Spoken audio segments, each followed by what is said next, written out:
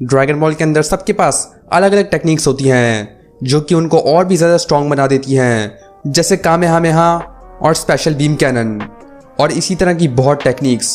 लेकिन आज मैं तुम्हें इन सब में से टॉप 10 बेस्ट टेक्निक्स दिखाने वाला हूँ। लेकिन उससे पहले तुम्हारी फेवरेट टेक्निक कौन सी है वो नीचे कमेंट करके बताओ। और इस वीडियो को शुरू करने से पहले इस वीडियो को लाइक कर देना और मेरा चैनल सब्सक्राइब करना मत भूलना। So let's go. Number 10,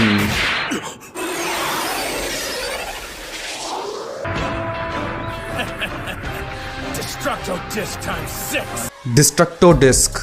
destructo disc सबसे खतरनाक टेक्निक्स में से एक है और ये टेक्निक क्रिलिन ने इस्तेमाल की थी सबसे पहली बार, वो भी सायन सागा के अंदर। जब वो नापा से लड़ रहा होता है तो वो अपनी ये नई टेक्निक दिखाता है जो कि उसने बहुत ही ज़्यादा मेहनत करके अचीव करी होती है, जो कि इतनी ज़्यादा खतरनाक होती है कि नापा को भी उसको डॉज करना पड़ता है। बाद में यही सेम टेक्निक वजीटा भी इस्तेमाल करता है ताकि वो गोहान की टेल काट सके, जिसके बाद क्रिलिन फ्रीज़ा की टेल को भी काट देता है, वो भी उसकी सेकंड फॉर्म के अंदर।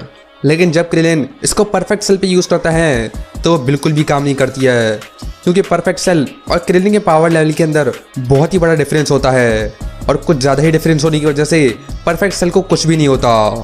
ये टेक्निक तो बहुत ही खतरनाक है लेकिन इसको बहुत ज़्यादा इस्तेमाल नहीं किया जाता।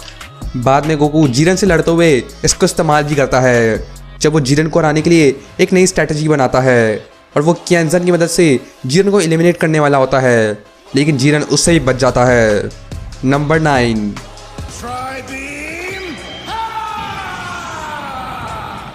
Try beam.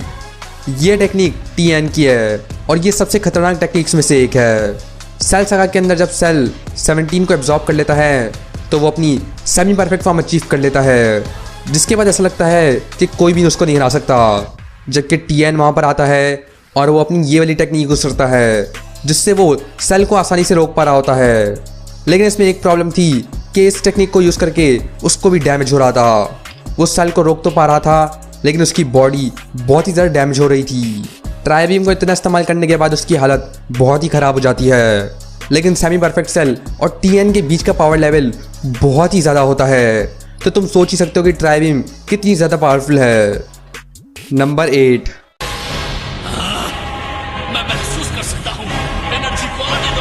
Sword of hope.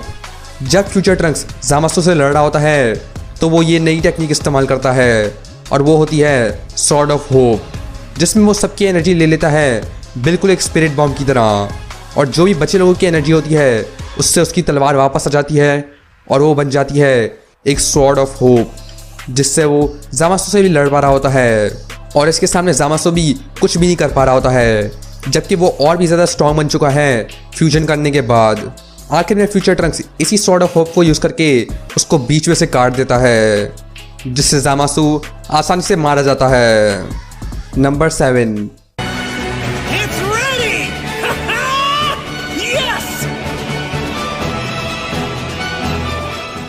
Spirit bomb. Saiyan Saga के अंदर जब गोकू किंकाई के पास ट्रेनिंग करने जाता है तो ये नई टेक्निक सीखता है और वो होती है स्पिरिट बॉम्ब, जिससे वो लाइफ एनर्जी यूज़ करके एक खतरनाक एनर्जी बॉल बना सकता है। लेकिन ये सिर्फ उन पर काम करेगी जो लोग बुरे होते हैं, और जो लोग बुरे नहीं होंगे उनको ये डैमेज नहीं करेगी। इसको कंट्रोल करना बहुत ही मुश्किल होता है, लेकिन गोकू ने बहुत ज़्यादा ट्रेनिंग करके इसको कंट्रोल करना सीख ही लिया। जिसके बाद फ्रीज़ा सागा के अंदर गोकू एक बड़ी सी एनर्जी बॉल चार्ज करता है और वो पूरा एक स्पिरिट बॉम्ब होता है जो कि पूरे प्लैनेट की एनर्जी से बना होता है, और वो उसको फ्रीज़ा पर लैंड भी कर देता है, जिससे फ्रीज़ा की हालत बहुत ही बुरी हो जाती है। जिसके बाद बू सागा के अंदर वो अर्थ के सारे लोगों की एनर्जी लेकर एक बहुत ही बड़ा स्पिरिट बॉम्ब बनाता है, जिससे वो फाइनली किड बू को हरा लेता है, जिसको हराना बिल्कुल नामुमकिन था, लेकिन स्पिरिट बॉम्ब की एनर्जी की वजह से वो उसको मार देते हैं। और ड्रैगन बॉल सुपर के अंदर भी गोकू इसको फिर से इस्तेमाल करता है जब वो जीरन से लड़ रहा होता है, जब वो यूनिवर्स 7 के सारे स्ट्रॉन्गेस्ट वॉरियर के एनर्जी लेकर एक बहुत ही बड़ा स्पिरिट बॉम्ब बनाता है, जिससे वो जीरन पर फेंक देता है।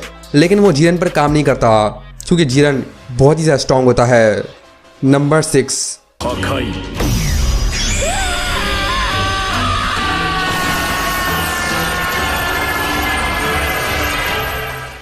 हक्काई। हक्काई डिस्ट्रॉयर्स की टेक्निक है, मतलब गॉड ऑफ डिस्ट्रक्शन की टेक्निक, और ये टेक्निक बहुत ही तरह खतरनाक होती है। इस टेक्निक से किसी को भी इरेज किया जा सकता है, चाहे वो एक मॉडल हो या फिर एक गोस्ट। बीरस ने इसको इस्तेमाल करके ज़ामासु को भी इरेज कर दिया था, और वो भी एक सुप्रीम काय था। तो बीरस ने एक गॉड को भी इरेज कर दिया। गोकू ब्लैक आर्क के अंदर गोकू भी इसको इस्तेमाल करता है, और वो ज़ामासु को मारने ही वाला होता है, लेकिन वो माई की वजह से बच जाता है। ये टेक्निक सिर्फ गॉड ऑफ डिस्ट्रक्शन के पास ही होती है, और वजीटा के पास भी अब ये आ चुकी है, क्योंकि अब उसके पास है अल्ट्रा ईगो, और उसमें वो हकाई की पावर यूज़ कर रहा होता है, जो कि उसको बीरस ने सिखाई होती है अल्ट्रा इंस्टिंक्ट लेवल पर पहुंचने के लिए। हकाई से किसी को भी इरेज किया जा सकता है, और इरेज करने के बाद वो ना ही हेल के अंदर जाएगा और ना ही हेवन के अंदर, मतलब वो पूरी तरह एग्जिस्ट ही नहीं करेगा। इसलिए ये टेक्निक सबसे खतरनाक टेक्निक्स में से एक है। नंबर 5,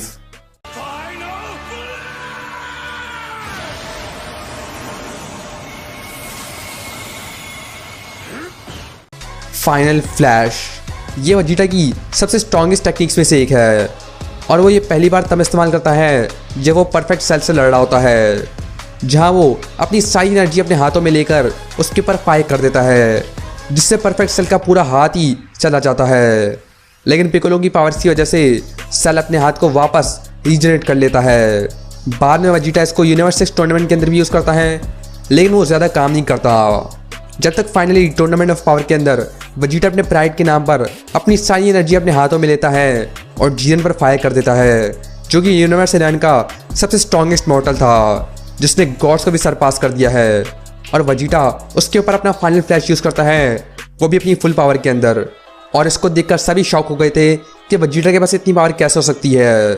जिसके बाद वजीटा फाइनली एक लास्ट फाइनल फ्लैश करता है, और उसके बाद वो टूर्नामेंट ऑफ पावर से डिस्क्वालीफाई हो जाता है। Number 4,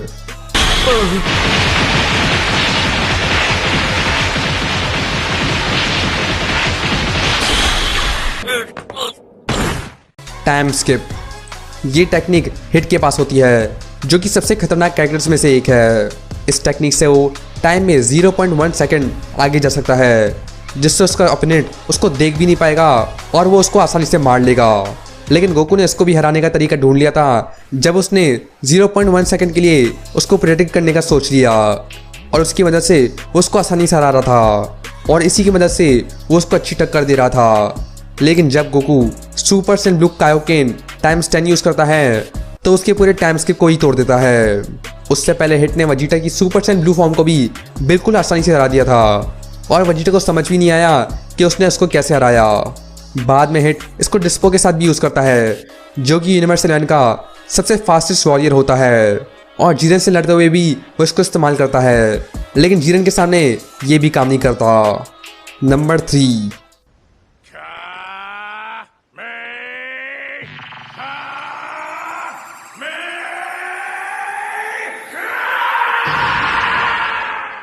Kamehameha.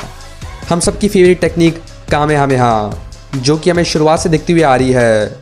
ये टेक्निक सबसे पहले मास्टर रोशी ने यूज़ करी थी, जिसको कॉपी करके गोकू ने भी इसको इस्तेमाल करना सीख लिया था।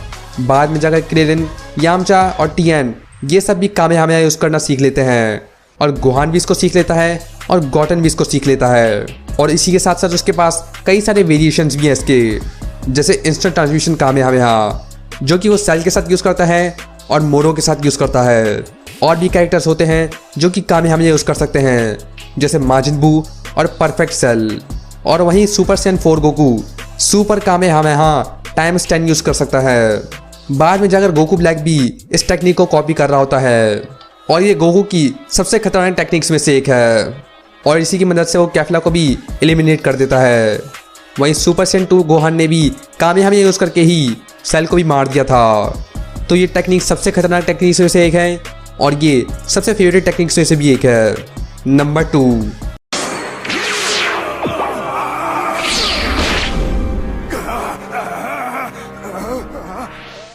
Stardust breaker. ये टेक्निक गोजिटा की होती है, और इसका दूसरा नाम भी है, और वो है सोल पनिशर। और ये हमें सबसे पहले मूवी फ्यूजन रिबॉर्न में देखने को मिलती है, जब गोजिटा जनेम्मा से लड़ रहा होता है, और वो अपनी ये टेक्निक जनेम्मा पर इस्तेमाल करता है, जिससे जनेम्मा एक ही सेकंड में मारा जाता है।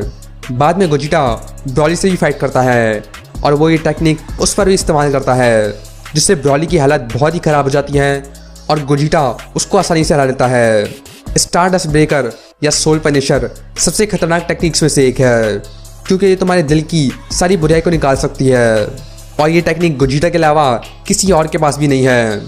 और नंबर 1 से पहले तुम में से बहुत सारे लोगों ने चैनल को सब्सक्राइब नहीं किया है, तो इस चैनल को सब्सक्राइब करना मत भूलना और इस वीडियो को लाइक कर देना। और नंबर 1 है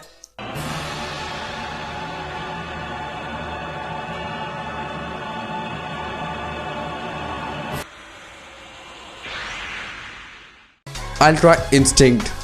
ये टेक्निक एंजल्स की है, जो कि टूर्नामेंट ऑफ पावर के अंदर गोकू भी अचीव कर लेता है, जिसमें उसकी बॉडी का हर एक हिस्सा खुद ब खुद ही मूव करता है और खुद ही रिएक्ट करता है।